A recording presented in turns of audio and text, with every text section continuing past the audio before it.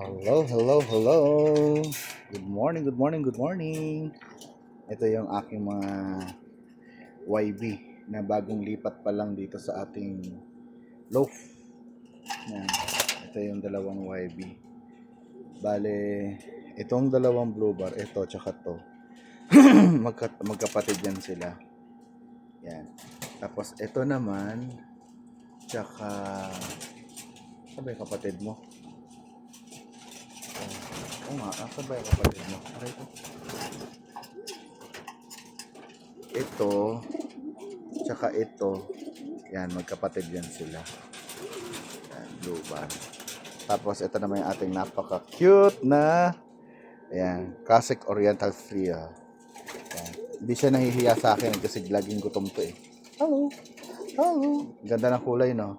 Kaya kinik ko siya. Yung kapatid niya, kinuha na sa atin. Yan. So, mababang halaga lang natin na benta. Yan, yung kapatid niya. Ang kulay ng kapatid niya yung ganon. Yan. Actually, magkapatid sila. Ito lang yung nag-iisang first clutch. Yan, wala siyang kapatid. Yan. So, ito magkapatid sila. Plano ko silang pagsamahin. I-inbreed ko. Yan. Yan. Cute, no? Tapos, may isa pa ako dito. Wala na akong masyadong COF. Kasi mabilis talaga mawala yung mga COF. Ang kukit kasi nila. Tapos ito naman ating Jan Arden. Hindi ko lang na-share dito sa video pero napanalunan ko siya sa raffle kay Sir Hazeloff. Yan sa Pampanga. Yan. Napanalunan ko siya. So di pa lumalabas yung mata niya eh. Pero Jan Arden talaga siya. Papadala daw sa akin yung pedigree. Ito naman ay anak siya ni Bernard. Saka nung ating PHA clacker sa summer. Yan. Sana mailaro din natin. Yan. Sabi yung kapatid mo. Blue bar yung kapatid nito eh. Ito. Ito yung kapatid niya. Yan. YB. Yan. Tapos, ito ang kapatid. Ito naman, anak naman to nung ating yung pinakamamahaling breeder na nabili ko. Yan, anak yan siya. Ito, tapos ang kapatid niya, ito naman. Yan, cute na. Hello. Medyo madumi pero maglilinis pa yun. Yan, ito magkapatid yan sila. Yan.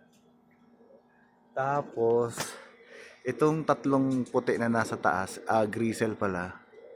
Ito. Actually, magkakapatid yung mga yan. Yan. Ito yung first batch. Yan. Nagulat ako. Ano to eh. Parehas silang male. Parehas barakonista. Yan. Ngayon, ito, second batch ito. Second clutch. So, YB katatapos lang umiyak. Yan.